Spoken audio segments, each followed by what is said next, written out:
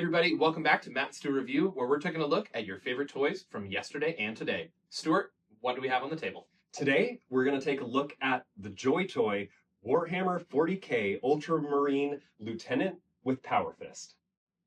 Now that we have him off the spinner, let's go ahead and take a look at the figure and his accessories. Yeah, I want to take a look at this one. Let's get them. So this was my first foray into 1/18th scale figures. I really tried to keep it in 1/12th, sort of 6 and 7 inch scales when I started, so that my action figure photography would stay consistent.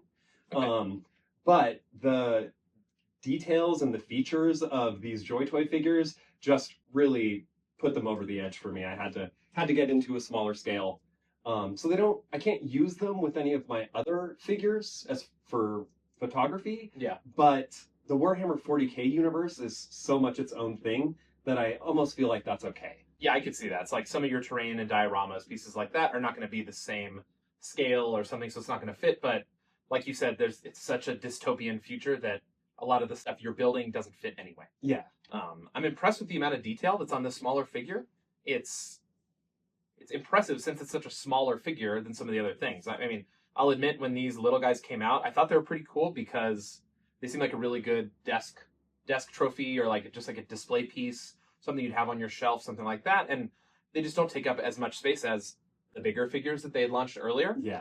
But now that I'm looking at them side by side, I'm really impressed at the amount of detail in the small figure compared to these bigger figures. I do think that JoyToy beat McFarlane when it comes to the detailing of their Ultramarines and their Warhammer 40K figures in general.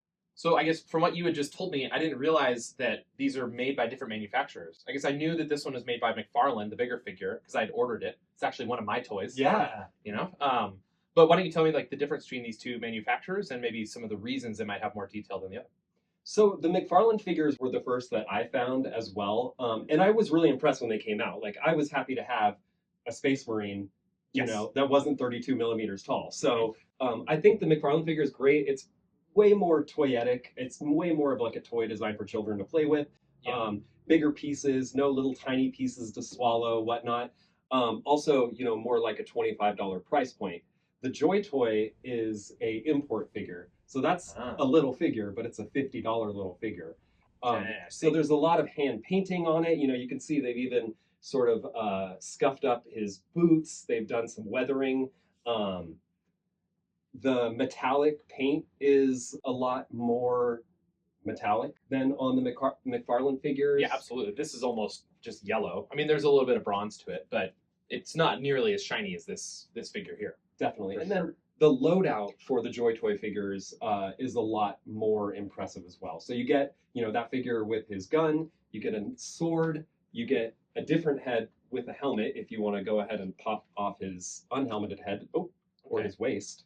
I mean, that's cool. A lot of the McFarlane figures, I don't think they had any accessories other than like their sword and gun. McFarlane has only more recently gotten into more pack-ins with their figures. Yeah. I think to kind of keep up with the other companies. Yeah, I can see that. And I mean, like you had said, it's meant for kids. I originally bought these figures unpainted because I really wanted to paint one. I've painted 40K stuff for a long time, and I just wanted the opportunity to paint like a really large format figure. Have you painted one yet? No, it is sitting in pieces on my desk, not yet to be primed even. So I need to just kind of get over that hurdle and paint it. I actually have one to paint myself. So, if we ever get those painted, we'll show them off here on the channel. Yeah, that's right. Let us know in the comments if you want to see it. So I'm actually really liking this full helmeted head. I always like a helmeted head on a Space Marine, and that's because I painted so many of these as a kid. You and I both have some history with 40K. Definitely. And, my older brother was into 40K and got us into it at a young age.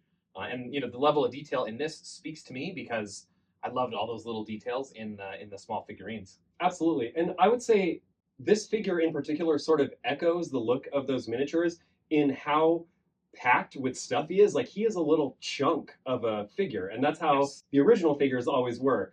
I would say, actually, one criticism I have of this figure is he's almost a little too busy and a little too chunky. I do like the proportions on the McFarlane figure. But that's modern Citadel figures, man. They're like overdone with detail. That's true. I'd say that guy looks more like a firstborn Marine brother, whereas this guy is your Primaris Marine, just to pull out some real Firstborns, huh? Okay, yeah, you lost me on that one. You're way deeper in the lore. Oh, than you me. don't remember when the Marines went Primaris? I remember Primaris Marines in the large format, but I didn't know I didn't know Firstborns were like the OGs. The old Battle Brothers. Okay. Yeah, they had to find a way to keep the little guys relevant.